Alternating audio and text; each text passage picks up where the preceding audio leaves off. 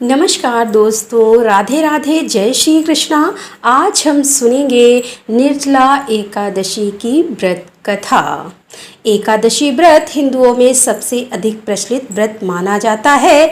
वर्ष में 24 एकादशियां आती हैं, किंतु इन सब एकादशियों में ज्येष्ठ शुक्ल एकादशी सबसे बढ़कर फल देने वाली समझी जाती है, क्योंकि इस एक एकादशी का व्रत रखने से वर्ष भर की एकादशियों के व्रत का फल प्राप्त होता है। निर्जला एकादशी का व्रत अत्यंत संयम साध्य है। इस युग में यह व्रत संपूर्ण सुख भोग और अंत में मोक्ष कहा गया है। कृष्ण पक्ष और शुक्ल पक्ष दोनों पक्षों की एकादशी में अन्न खाना वर्जित है। तो आइए सुनते हैं निर्जला एकादशी की व्रत कथा। निर्जला एकादशी व्रत का पौराणिक महत्व और व्याख्यान भी कम रोचक नहीं है। जब सर्वज्ञ वेद व्यास ने पांडवों को चारों पुरुषार्थों में धर्म, अर्थ, काम और मोक्ष देने वाली एकादशी व्रत का संकल्प कराया था, तब युधिष्ठिर ने कहा कि जनार्दन, ज्येष्ठ मास के शुक्ल पक्ष में जो एकादशी पड़ती है तो कृपया उसका वर्णन कीजिए। भगवान श्री कृष्ण ने कहा कि हे राजन, इसका वर्णन परम धर्मात्मा सत्यवती नंदन व्यास जी करेंगे, क्योंकि ये संपूर्ण शास्त्रों के तत्वज्ञ और वेद वेदांगों के पारंगत विद्वान हैं। तब वेद व्यास जी कहने लगे कि कृष्ण पक्ष और शुक्ल पक्ष दोनों पक्षों की एकादशी में अन्न खाना वर्जित है। द्वादशी के दिन स्नान करके पवित्र हो और फूलों से भगवान केशव की पूजा करें। फिर नित्य कर्म समाप्त होने के पश्चात पहले ब्राह्मणों को भोजन देकर अंत में स्वयं भोजन करें। यह सुनकर भीमसेन बोले कि परम बुद्धिमान पितामह, मेरी उत्तम बात सुनिए। राजा युधिष्ठिर, माता कुंती, द्रौपदी, अर्जुन, नकुल और सहदेव ये एकादशी को कभी भोजन नहीं करते तथा मुझसे भी हमेशा यही कहते हैं कि भीमसेन एकादशी को तुम भी ना खाया करो, परंतु मैं उन लोगों से यही कहता हूँ कि मुझसे भूख नहीं सही जाएगी।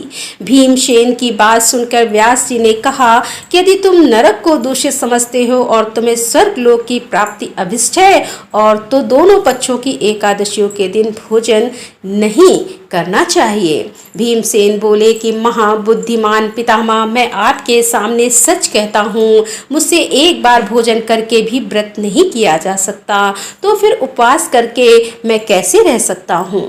मेरे उदर में ब्रक नामक अग्नि सदा प्रज्वलित रहती है, अतः जब मैं बहुत अधिक खाता हूँ तभी यह शांत होती है।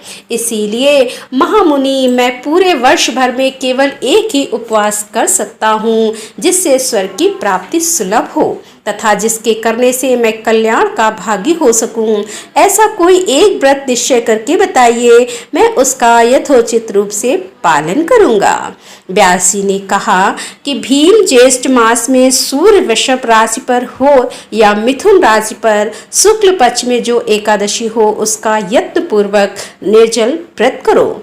केवल कुल्ला या आचमन करने के लिए मुख में जल डाल सकते हो, उसको छोड़कर किसी प्रकार का जल विद्वान पुरुष मुख में ना डाले, अन्यथा व्रत भंग हो जाता है। एकादशी को सूर्योदय से लेकर दूसरे दिन के सूर्योदय तक मनुष्य जल का त्याग करे तो यह व्रत पूर्ण होता है। तदंतर द्वादशी को प्रभात काल में स्नान करके ब्राह्मणों को विधि पूर्वक जल और स्वर्ण का दान करें। इस प्रकार सब कार्य पूरा करके जितेंद्रीय ब्राह्मणों के साथ भोजन करें। वर्ष भर में जितनी एकादशियां होती हैं, उन सब का फल निर्जला एकादशी के पालन मात्र से मनुष्य को प्राप्त कर लेता है। इसमें तनिक भी कोई संदेह नहीं है। शंख, चक्र और गदा धारण करने वाले भगवान केशव ने मुझसे कहा था कि यदि मानव सबको छोड़कर एकमात्र मेरी शरण में आ जाए और एकादशी को निराहार रहे तो वह सब पापों से छूट जाता है।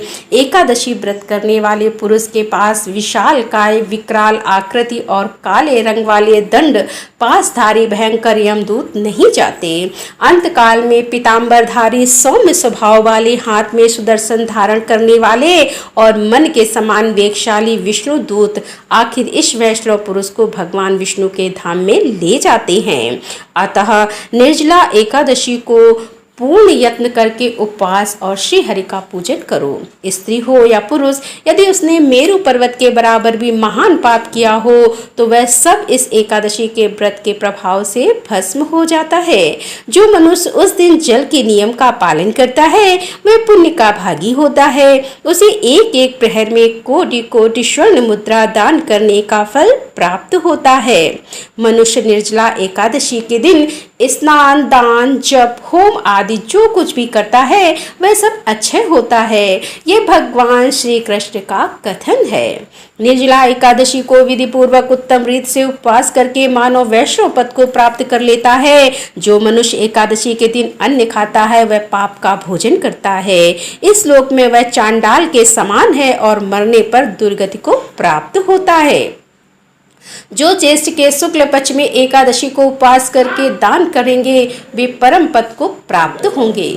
जिन्होंने एकादशी को उपवास किया है वे ब्रह्म हत्यारे, शराबी, चोर तथा गुरुद्रोही होने पर भी सब पातकों से मुक्त हो जाते हैं। कुंती नंदन, निर्जला एकादशी के दिन श्रद्धालु स्त्री पुरुषों के लिए जो विशेष दान और कर्तव्य विहित है उन्हें सुनो। उस दिन जल में शयन करने वाले भगवान विष्णु का पूजन और जलमयी धेनु का दान करना चाहिए तथा प्रत्यक्ष धेनु या घृतमयी धेनु का दान उचित है। पर्याप्त दक्षिणा और भांति भांति के मिष्ठानों द्वारा यत्न पूर्वक ब्राह्मणों को संतुष्ट करना चाहिए। ऐसा करने से ब्राह्मण अवश्य संतुष्ट होते हैं और उनके संतुष्ट होने पर श्री हरि मोक्ष प्रदान करते हैं। जिन्होंने सम, दाम और दान में प्रवृत्त हो श्री हरि की पूजा और रात में जागरण करते हुए इस निर्जला एकादशी का व्रत किया है उन्होंने अपने साथ ही बीती हुई 100 पीढ़ियों को और आने वाली 100 पीढ़ियों को भगवान वासुदेव के परम धाम में पहुंचा दिया है।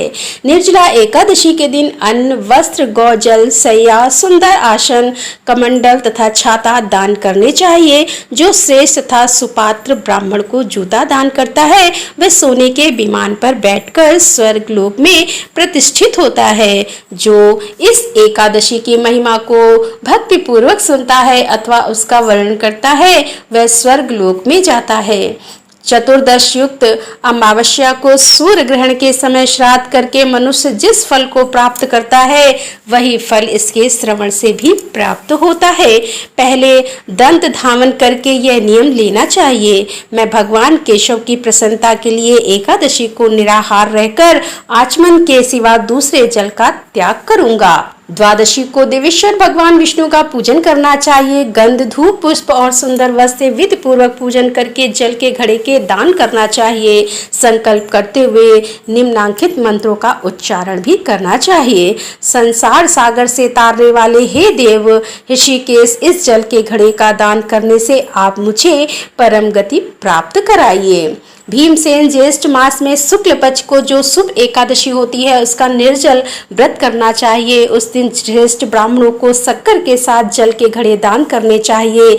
ऐसा करने से मनुष्य भगवान विष्णु के समीप पहुंचकर आनंद का अनुभव करता है। तत्पश्चात द्वादशी को ब्राह्मण भोजन कराने के बाद स्वयं भोजन करें। जो इस प्रकार पूर्ण रूप से पाप नाशनी एकादशी का व्रत करता है वह सब पापों से मुक्त हो आनंदमय पद को प्राप्त होता है। यह सुनकर भीमसेन ने भी इस शुभ एकादशी का व्रत आरंभ कर दिया। तब से यह लोक में पांडव द्वादशी के नाम से विख्यात हुई। ज्येष्ठ शुक्ल पक्ष एकादशी के ही दिन भगवान श्री कृष्ण ने देवी रुक्मणी का हरण किया था। अतः यह एकादशी रुक्मणी हरण एकादशी के नाम से भी जानी जाती है। तो दोस्तों, कैसी लगी आज की ये कथा?